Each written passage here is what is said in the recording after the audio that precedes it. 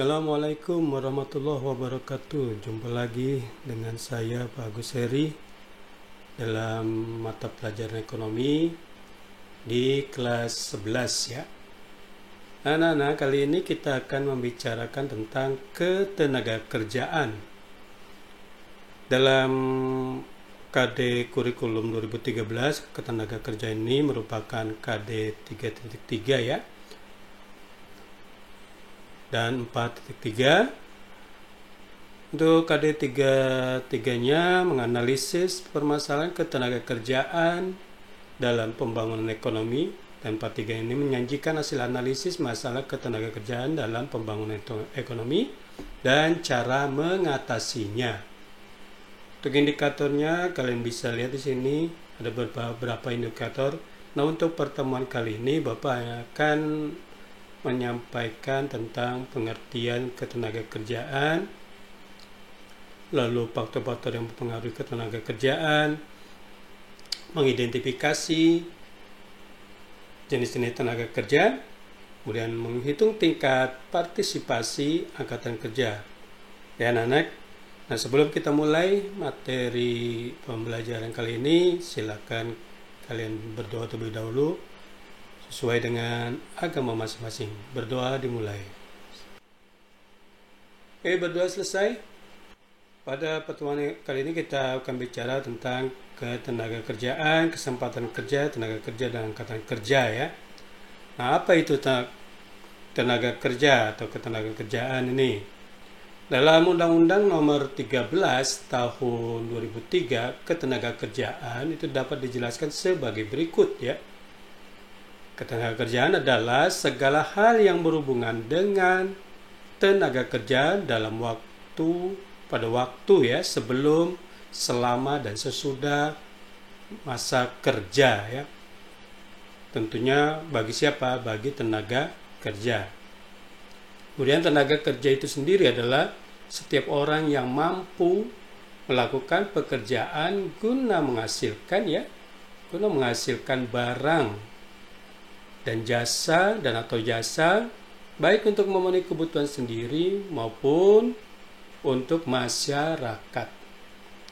Nah, sedangkan angkatan kerja adalah penduduk usia kerja mulai dari 15 tahun dan lebih ya, yang bekerja dan mempunyai pekerjaan namun sementara tidak bekerja atau menganggur ya. Itu angkatan kerja. Sedangkan bekerja di sini adalah suatu kegiatan ekonomi yang dilakukan oleh seorang untuk memperoleh atau memperoleh pendapatan atau keuntungan dengan lama bekerja paling sedikit 1 jam ya, secara terus-menerus dalam seminggu yang lalu, termasuk pekerjaan keluarga tanpa upah yang bantu dalam suatu kegiatan ekonomi ya, atau kegiatan ekonomi. Jadi ada beberapa hal yang perlu kalian perhatikan di sini. Yang pertama kaitan dengan ketenaga kerja itu sendiri, lalu tenaga kerja, angkatan kerja, ya ada pengangguran juga. Nah, ini harus kalian bisa bedakan masing-masing. Kemudian bicara tentang ketenaga kerjaan, kita juga bisa melihat apa itu kesempatan kerja ya. Kesempatan kerja itu bisa dilihat dalam arti sempit dan dalam arti luas. Kalau dalam arti sempit, ini kesempatan kerja ini banyak sedikitnya ya. Jumlahnya itu banyak atau sedikit tenaga kerja yang mempunyai kesempatan untuk bekerja. Artinya di sini ketika bicara jumlah, nah itulah yang disebut sebagai arti kesempatan kerja dalam arti sempit ya. Sedangkan kalau dalam arti luas, nah kesempatan kerja ini banyak sedikitnya ya. Banyak sedikitnya faktor produksi yang mungkin dapat ikut dalam proses produksi. Nah, di sini dalam arti luas ini bicara faktor produksi. Artinya di sini tidak hanya tenaga kerja ya. Perlu kalian ketahui dalam membicarakan faktor produksi itu ada 4. Yang pertama, sumber daya alam itu sendiri ya. Lalu yang kedua, sumber daya manusia, lalu ketiga sumber daya modal, dan yang keempat adalah skill atau keahlian atau kemampuan dari tenaga kerja itu sendiri atau tingkatan mengelolanya ya, mengelola proses produksi itu sendiri. Jadi disinilah arti luasnya dalam kesempatan kerja. Bicara kesempatan kerja atau employment ini bisa dilihat menjadi dua kelompok, yaitu mereka yang bekerja penuh atau full employment dan mereka yang setengah menganggur atau tidak full ya bekerjanya. Nah, mereka yang bekerja penuh yaitu mereka yang sudah bekerja dan memenuhi syarat antara lain bekerja dalam 40 jam kerja per minggu. Kalau 40 jam per minggu ya kurang lebih satu harinya itu 8 jam ya. 8 jam per minggu, 8 jam per hari dikali 5 hari. Ya, dari Senin, Selasa, Rabu, Kamis, Jumat. Jadi selama 5 hari setiap hari 8 jam itu mereka disebut sebagai bekerja penuh ya. Serta memiliki upah minimum regional UMR. Dan sesuai dengan latar belakang pendidikan keahlian ya. Itu untuk mereka yang bekerja penuh. Sedangkan mereka yang setengah menganggur yaitu mereka yang bekerja di bawah jam kerja normal kurang dari 35 jam seminggu dan masih mencari pekerjaan atau masih bersedia menerima pekerjaan. Dahulu disebut sebagai setengah pengangguran terpaksa. Ya, dulu disebutnya seperti itu, setengah menganggur, terpaksa. Arti terpaksa di sini, ya mereka bekerja tapi pekerjaan itu ya sambilan saja, sehingga dibutuhkan pekerjaan tambahan. Nah, termasuk dalam kategori setengah menganggur ini misalnya seorang tenaga lepas yang tidak ada kepastian jam kerjanya. Ada beberapa faktor yang mempengaruhi kesempatan kerja. Yang pertama usia tenaga kerja itu sendiri. Perlu kalian ketahui bahwa di Indonesia itu usia tenaga kerja itu mulai dari 15 tahun ya. Tapi pada dasarnya banyak sekali di beberapa tempat yang mempekerjakan tenaga kerja di bawah usia 15 tahun atau kategori masih anak-anak ya. Ini sebenarnya yang dilarang atau tidak boleh. Kemudian tingkat pendidikan, pengetahuan, keterampilan dan kalian. Pada dasarnya kesempatan kerja saat ini membutuhkan ini ya. Membutuhkan tingkat pendidikan yang sesuai serta pengetahuan dan keterampilan maupun keahlian yang sesuai. Lalu yang ketiga, lapangan kerja yang tersedia atau permintaan dan kebutuhan tenaga kerja. Nah, ini kesempatan kerja itu sangat tergantung dari ini nih, ketersediaan lapangan kerjanya. Ketika lapangan kerja itu tersedia, maka masyarakat atau calon tenaga kerja itu akan siap mengisi. Yang jadi masalah jumlah ya. Jumlah tenaga kerja itu tidak bisa terpenuhi pada lapangan kerja yang tersedia. Artinya di sini lapangan kerja itu akan selalu lebih kecil. Ya, lapangan kerja yang tersedia itu selalu lebih kecil dengan kebutuhan tenaga kerja.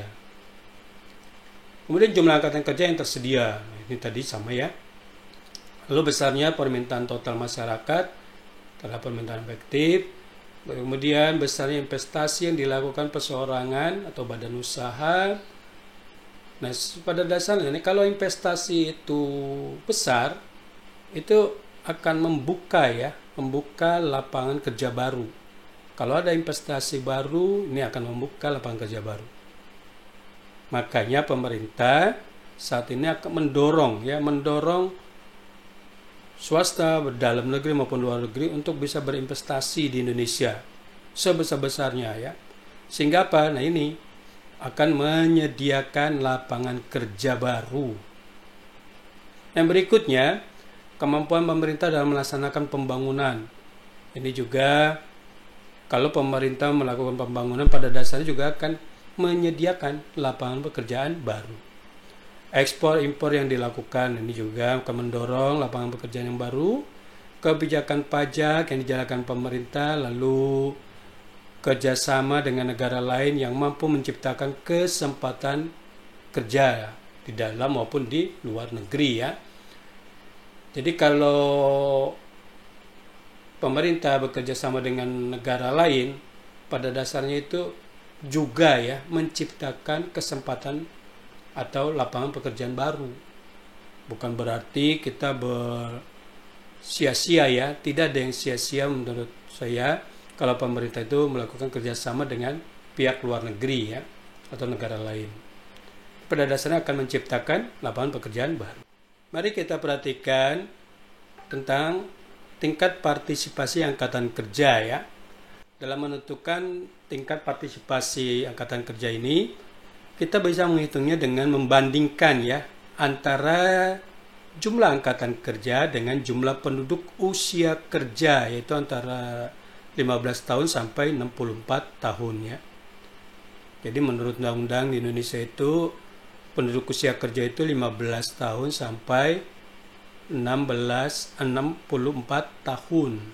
Nah ini ketika angkatan kerja tinggi, maka tingkat partisipasi angkatan kerja ini juga itu akan tinggi ya. Mari kita lihat contohnya. Di Indonesia dari tahun ke tahun itu partisipasi angkatan kerja itu meningkat ya. Kalian bisa lihat sini prosentasenya ya, di bagian nomor 2 ini meningkat. Dan sebaliknya pengangguran diupayakan semakin menurun ya. Nah, tentu akan berfluktuasi di sini. Yang kedua, jenis-jenis tenaga kerja. Nah, secara umum ini tenaga kerja dapat dibedakan menjadi dua kelompok, yaitu tenaga kerja rohani dan tenaga kerja jasmani.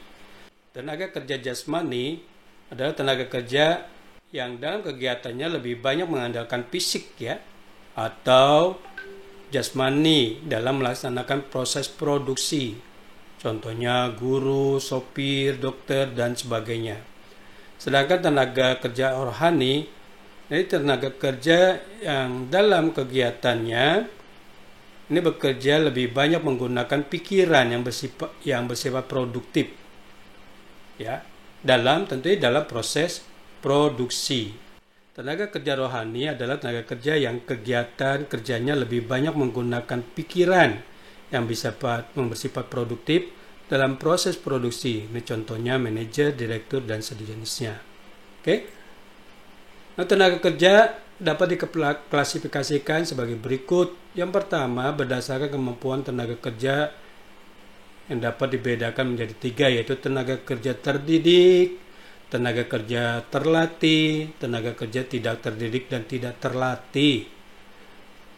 Untuk yang pertama, tenaga kerja terdidik, yaitu tenaga kerja yang memerlukan pendidikan khusus, memerlukan skill khusus ya. Contohnya dokter, hakim, pengacara, guru, akuntan, notaris, dan sebagainya. Yang kedua, tenaga kerja terlatih atau trainable. Ini tenaga kerja yang memerlukan latihan dan pengalaman praktis, contohnya pilot, pemain sepak bola, kemudian sopir, pelayan toko, montir, dan sebagainya. Sedangkan tenaga kerja yang tidak terdidik dan tidak terlatih ini tenaga kerja yang tidak memerlukan pendidikan dan pelatihan sebelumnya. Misalnya asisten rumah tangga, kemudian kuli bangunan, buruh gendong, pembantu rumah tangga atau asisten rumah tangga tadi, tukang beca, dan sebagainya ya. Ini tidak memerlukan pendidikan dan pelatihan khusus. Lalu berdasarkan fungsi pokok dalam perusahaan, tenaga kerja itu bedakan. Ada tenaga kerja bagian produksi, tenaga kerja bagian pemasaran, ada tenaga kerja bagian umum dan administrasi. Yang ketiga, berdasarkan hubungannya dengan proses produksi. Dan tenaga kerja ini dibedakan menjadi tenaga kerja langsung dan tenaga kerja tidak langsung. Ini sesuai dengan kebutuhan di perusahaannya ya. Ada bagian yang memproses secara langsung di bagian produksi, ada yang tidak secara langsung ikut bagian produksi. Yang keempat, berdasarkan kegiatan departemen departemen dalam perusahaan. Ada tenaga kerja, departemen produksi, ada tenaga kerja, departemen selain produksi. Selanjutnya, upaya untuk meningkatkan kualitas tenaga kerja, yang pertama bisa dilakukan dengan latihan kerja untuk pengembangan keahlian dan keterampilan pekerja. Supaya apa? Supaya menjadi profesional ya. Tenaga kerja itu harus dilatih, dikembangkan kemampuannya, keahliannya agar mereka menjadi tenaga kerja yang profesional. Kemudian ada pemagangan melalui latihan kerja di tempat kerja ya. Magang ini penting. Magang itu penting dalam rangka apa? Dalam rangka menjadikan tenaga kerja itu tenaga kerja yang terampil di bidangnya. Lalu ada perlu perbaikan gizi dan kesehatan, ini juga penting. Jangan sampai tenaga kerja yang dimiliki suatu perusahaan itu tidak terjaga kesehatan maupun gizinya ya. Kalau gizinya dipelihara, dijaga, maka produktivitas perusahaan juga akan meningkat. Kemudian meningkatkan tingkat pendidikan masyarakat melalui pendidikan formal, misalnya kursus, kejuruan dan sebagainya. Dan yang tidak kalah penting adalah menanamkan jiwa kewirausahaan. Nah, menanamkan jiwa kewirausahaan ini penting agar kita terbiasa menjadi orang-orang yang memang bertanggung jawab terhadap berbagai kegiatan di usaha kita. Oke anak-anak, itu video kali ini tentang ketenaga kerjaan. Nanti berikutnya kita akan lanjutkan dengan sistem upah ya yang biasa dilakukan di Indonesia. Sementara ini saja dulu. Terima kasih atas perhatian kalian. Bapak Akhir, wassalamualaikum warahmatullahi wabarakatuh.